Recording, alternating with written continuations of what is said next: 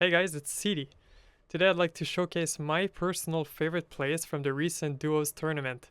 There are a lot of cool games and a lot of crazy plays, so it's gonna be hard to fit everything in this video. If you want to see more from the tournament, there's a link to the VOD of the main stream in the description. First game of the tournament we have Spidey and Seville. Seville is Sire and he picks Animo Bribe. It's a quest reward that says after you sell a minion, give its stats to a minion in the tavern. What the quest allows you to do is to sell minions from your board and consolidate the stats onto a single minion from your shop. Spidey and Seville chose this quest because with Elementals in and Demons in, you can sell your stats onto Sleeping Seaglass and effectively double the attack or health of your Warband this way. And you can also do pretty much the same thing with Mirage Conjurer. Then what they soon realize is that as a standalone minion, Jumping Jack is better than both. You can sell the Jumping Jack 2 times, so you double both the attack and the health.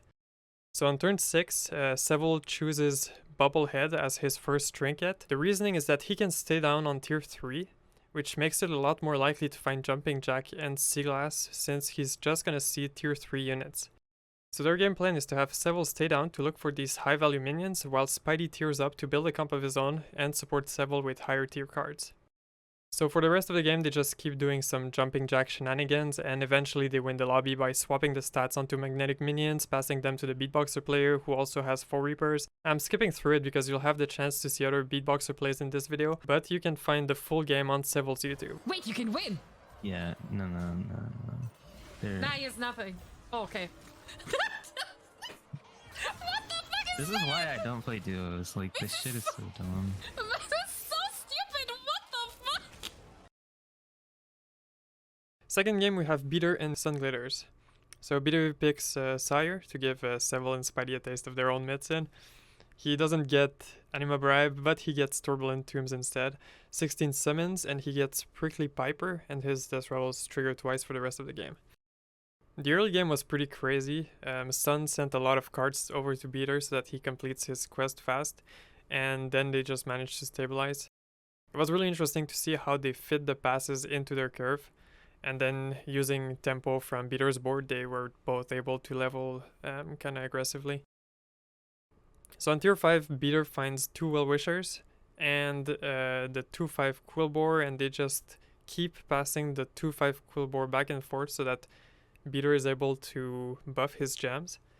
And usually this kind of line is a bit of a tempo loss, like you play the 2-5, it doesn't do anything, you pass it using the Well-Wisher Spellcraft, then your teammate uses a gold to pass back the minion, you replay it, it doesn't do anything.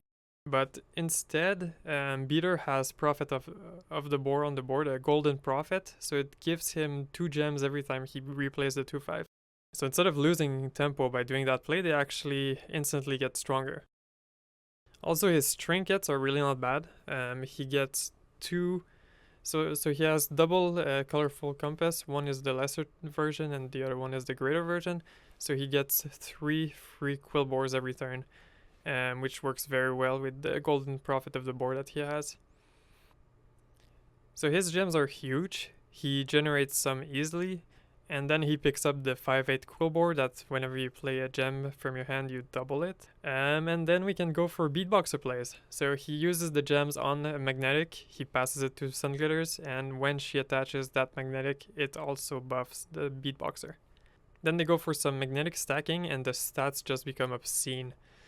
So I'll quickly explain magnetic stacking.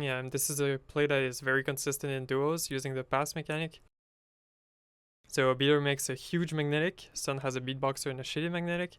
She attaches the huge magnetic to the shitty magnetic, and the shitty magnetic becomes huge, and Beatboxer too at the same time.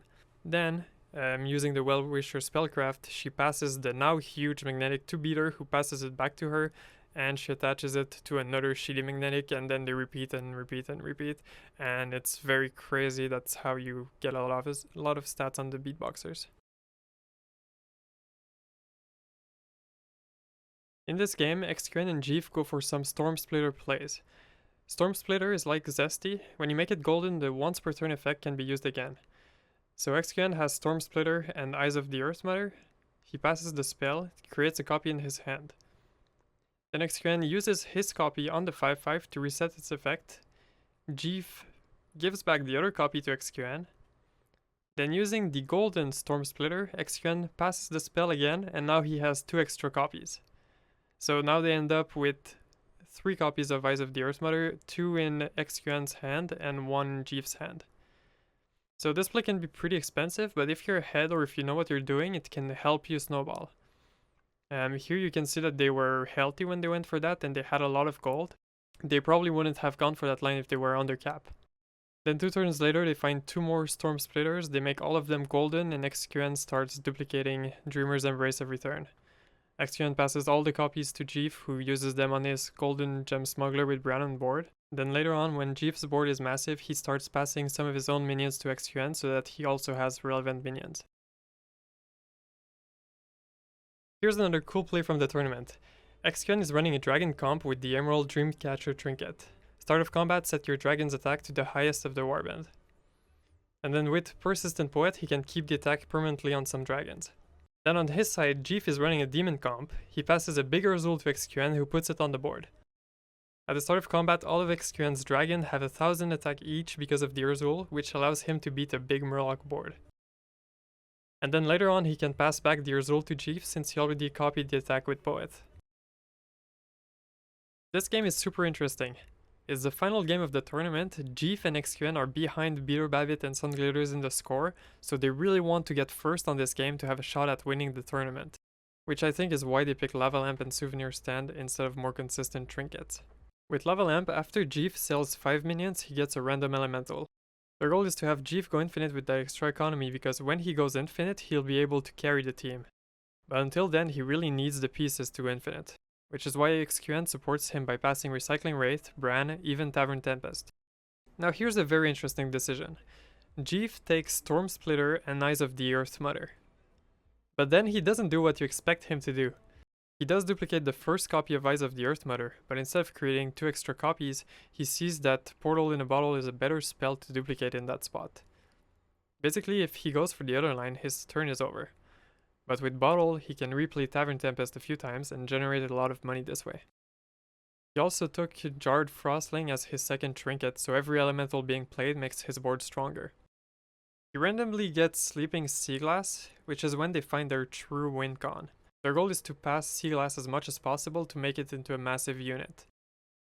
The other players play the same way, and then the whole game at this point revolves around having a giant Seaglass and trying to kill the opponent's giant Seaglass with scam units.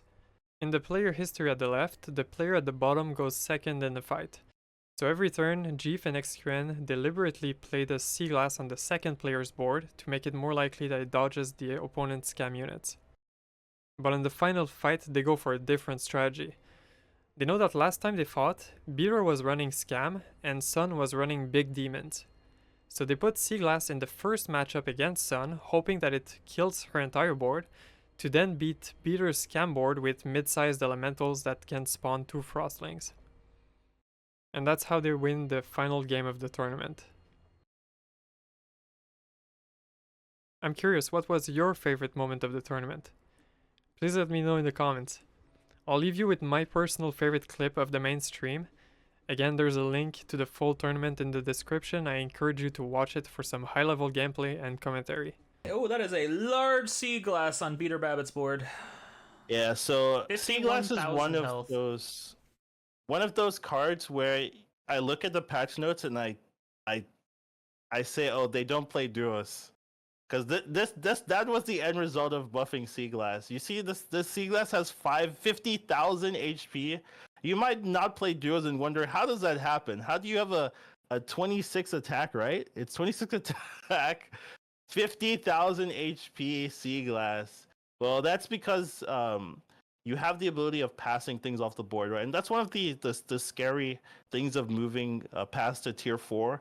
You now open this being a lot more consistent, where you find more passes and you can now just generate tons of value for that. So don't know if the Leapers are going to be able to get through this, but maybe they are. But oh no, they aren't, because the funny thing is, it's actually a huge counter to Leapers. The funny thing is, it only having 26 attack is really good here for Beater, because if that thing had 100 attack or even like 60 attack, all of those beasts die and the Barons never attack. Yeah. Although I will But- say this macaw is going to get to keep triggering. Oh, you're right. That's true. That's a big deal. They might still just lose. Okay, here's another issue now that's gonna pop up. No one is going to get a turn. Yeah, Like- neither one of these teams get a turn next turn. The players asked if it was okay to disconnect, right? And I'm like, duos has an issue sometimes where if you disconnect, you can't reconnect in, so you just lose the game off the spot. Yeah, some players are fine, but a lot of players just have those issues, and I didn't want to bring that into this tournament, so I was like, maybe not do that. But I can see here, this is a very frustrating experience for both teams, because they like. When do they get to fight? When do they get to roll? They don't. They're just going to. This fight is going to take 10 hours.